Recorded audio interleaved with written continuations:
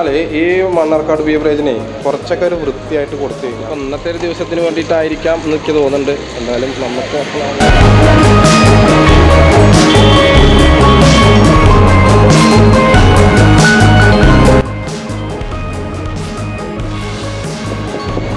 സുഹൃത്തുക്കളെ,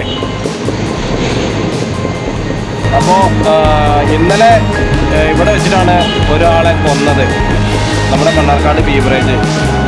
അപ്പോൾ എനിക്ക് എന്താണ് പറയാനുള്ളത് വെച്ച് കഴിഞ്ഞാൽ, ഈ പാലക്കാട് ജില്ലയിലെ ഏറ്റവും വൃത്തി ഇല്ലായ്മയും വൃത്തികെട്ട ഒരു ബീവറേജും കൂടിയാണ് നമ്മുടെ മണ്ണാർക്കാടിലെ ബീവറേജ്. അപ്പോൾ പോലീസുകാർ കുറച്ച് കഴിഞ്ഞാൽ വരും. എന്തായാലും ഇന്ന് ഓപ്പൺ ചെയ്യും. കാരണം ഒരുപാട് ദാഹിച്ച് നിൽക്കുന്ന ഒരുപാട് ആൾക്കാർ ഇവിടെ ഉണ്ട്. നമ്മളൊന്നും മദ്യം കഴിക്കാത്തവരല്ലേ. അപ്പോൾ ഇപ്പോൾ കുറച്ച് കഴിഞ്ഞാൽ പോലീസ് വന്നിട്ട് അതിൻ്റെ തെളിവും കാര്യങ്ങളൊക്കെ എടുക്കും. അതുമാത്രമല്ല, ഇവിടെ ഇത്രയും വൃത്തികെട്ട ഒരു ബീവറേജ് നമ്മുടെ പാലക്കാട് ജില്ലയിൽ കേരളത്തിൽ ഉണ്ടാവാൻ ചാൻസ് ഇല്ല. അപ്പോൾ ഇതിൻ്റെ ഉള്ളിലത്തെ കാര്യങ്ങളൊക്കെ ഞാൻ കാണിച്ചു തരാം കേട്ടോ. നമുക്ക് ഏകദേശം നമുക്ക് ഇപ്പോൾ ഒരു ഭക്ഷണം കഴിക്കുകയാണെങ്കിൽ പോലും നമുക്ക് അതിൻ്റേതായ ഒരു വൃത്തി വെടുപ്പും വേണം. ഇവിടെ വൃത്തിയില്ല, വെടുപ്പില്ല. വാങ്ങണു, അവിടെ തന്നെ കുടിക്കണു, പിന്നെ അവിടെ തന്നെ അടി ഉണ്ടാക്കണു, അവിടെ തന്നെ മൂത്രമൊഴിക്കണു, അവിടെ തന്നെ ഛർദ്ദിക്കണം. അതൊക്കെയാണ് ഇവിടുത്തെ ഈ മണ്ണാർക്കാട് ബീവറേജിൻ്റെ ഓരോ പ്രത്യേകത. ബാക്കി ഞാൻ എന്തായാലും പറഞ്ഞു തരാം നമുക്ക്.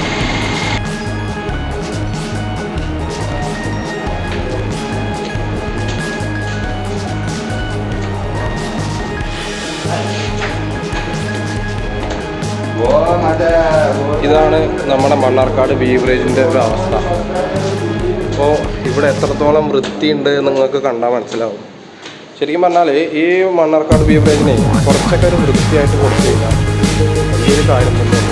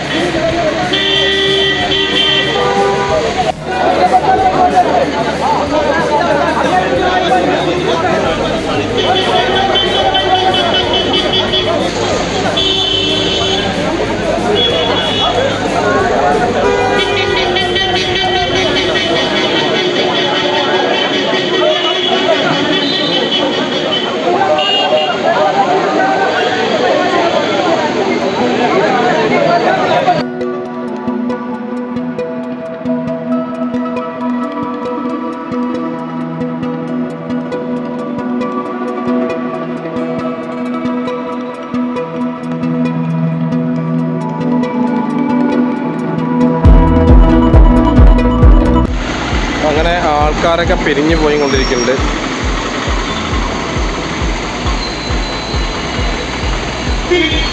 ബീവറേജിലുള്ള ആൾക്കാർ എന്തൊക്കെ ആലോചിച്ച് നിൽക്കുകയാണ്. തുറക്കണോ തുറക്കണ്ടേ? ശരിക്കും പറഞ്ഞാൽ ഇത് ഒരു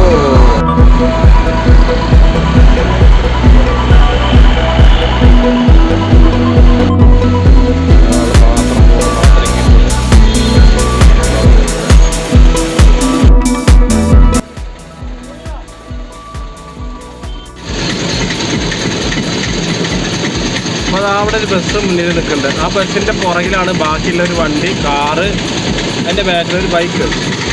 ഇതാണ് ഇവിടുത്തെ രീതി. അതിൻ്റെ ബാക്കിൽ വേറൊരു വണ്ടി പോകണം. അപ്പോൾ ഇതൊക്കെ ശരിക്കും ഇപ്പോൾ നമ്മൾ ഈ ലൈനിൽ നിന്നത് പൊട്ടന്മാരല്ലേ ശരിക്കും. ഇതൊക്കെയാണ് നമ്മുടെ ഗണേഷ് കുമാർ സാറ് പറഞ്ഞു കൊടുക്കേണ്ടത്, ചെയ്യിപ്പിക്കേണ്ടത്. അപ്പോൾ ഇത് ഞാൻ തുടർച്ചയായിട്ട് ഇടല്ല കേട്ടോ. അപ്പോൾ ഇവിടെ ക്ലീനിങ് ചെയ്തുകൊണ്ടിരിക്കുന്നുണ്ട്. അപ്പോൾ ഇപ്പോൾ ക്ലീനിങ് എന്ന് പറഞ്ഞു കഴിഞ്ഞാൽ ഇതിപ്പോൾ ഇന്നത്തെ ഒരു ദിവസത്തിന് വേണ്ടിയിട്ടായിരിക്കാം എന്നൊക്കെ തോന്നുന്നുണ്ട്. എന്തായാലും നമുക്ക് അപ്പോഴാണല്ലോ ഉണരുക എല്ലാം കൊണ്ട്. ഇവിടെയൊക്കെ വളരെ വൃത്തികേടായിട്ടിരിക്കുക. പീതാംബരേട്ടൻ നമ്മുടെ അറിയുന്ന ആളാണ്.